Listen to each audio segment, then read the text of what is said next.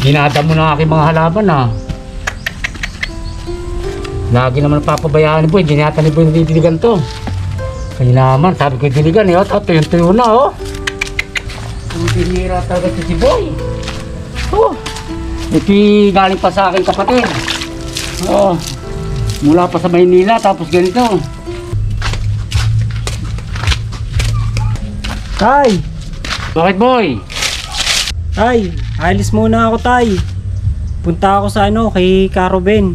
Makikiusap ako, baka mabigyan tayo ng palugit tay. Boy, sigurado ka ba? Pupunta ka doon? Malupit na tao yun. Ako nang bahala tay. Mag-iingat ka, anak. Sige tay, alis na ako. Mag-iingat ka Boy. Tao po. Yun, nandito nga si Caroben. Magandang umaga po. Magandang umaga po, Caroben. Tuloy ka. Boy, naparito ka. Pwede po bang tumuloy muna, Caroben? Tuloy ka muna. Upo ka muna, boy. Salamat, Caroben. Boy, ano yung sadya mo? Naparito ka. Napunta po ako dito, Caroben. Kaya yayaman po. Gusto ko sana po makiusap sa inyo. Bigyan niyo pa ng palugit ang tatay ko. Wala pa po kasi kaming pambayad sa inyo, Caroben. Gusto ko po sanang lumapit din sa inyo, Caroben. Baka may alam ko yung trabaho para matulungan ko yung tatay ko. Pasensya ka na, boy. Wala na akong may bibigyan na trabaho sa inyo. Ano ba ang natapos mo? Caroben, sa totoo lang, grade 2 lang po ako natapos ko. Mula nung nawala si nanay, hindi na po ako napag-aral ni tatay. Hindi niya po ako kayang pag-aralin dahil sa hirap ng buhay. Kaya nga po ako naparito para makiusap sa inyo. Kung pwede sana, bigyan niyo pa ng palugit ang aking tatay para mapag-ipunan namin yung utang namin sa inyo. Wala akong magagawa. Gawin nyo ng paraan ko. Hindi, pakukulong ko tatay mo. Alam mo ba ang utang ng tatay mo sa akin? 50,000. Sabihin mo sa tatay mo, binabalaan ko siya. Wala na po akong magagawa, Caroben. Aalis na po ako. Wala akong pakialam sa inyo. Umalis ka na. Pasensya na po kung naabala ko kayo.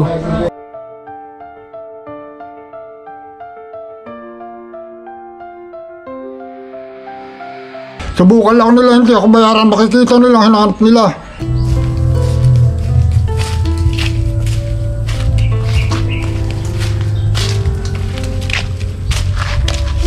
Tay! Wala ata si tatay ah. Oh Boy, dumating ka na pala. Mga balita sa lakad mo. Nagkaigi pa kayo ni Boss Ruben. Tay, hindi maganda yung pagpunta ko kay Caroben. Kwento ko sa inyo mamaya tay. Baka gutom na kayo. Luluto ko muna to tay para makakain muna tayo. Mabuti naman anak at may dala kang pagkain. Sa totoo lang, di pa ako nag-aagahan anak. Nangihina na nga ako eh. Sige, hayaan nyo tay. Luluto ko na agad to para makakain na tayo.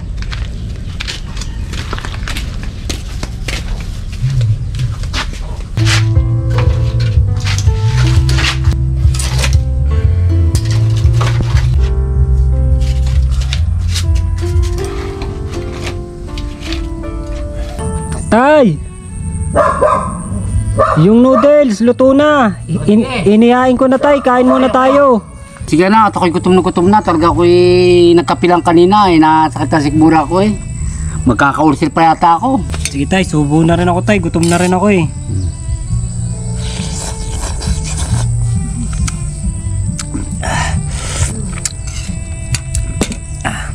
Ay, kumusta naman yung pinag-usapan niyo ni Boss Ruben?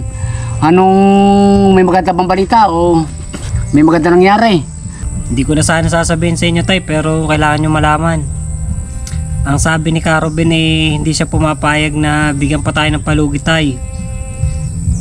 Nalulungkot ako tay kasi pakukulong na daw kayo pag di daw tayo nakabayad. Kaya kailangan makagawa tayo ng paraan para mabayaran si Caroben.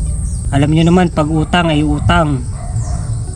Wala tayong magagawa kasi pinaluwagan niya na tayo.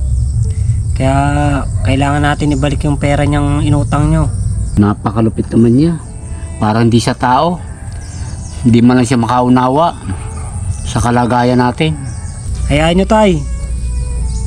Mag-a-apply ako bukas ng trabaho. Para makaipon ako tatay, mababayaran natin siya.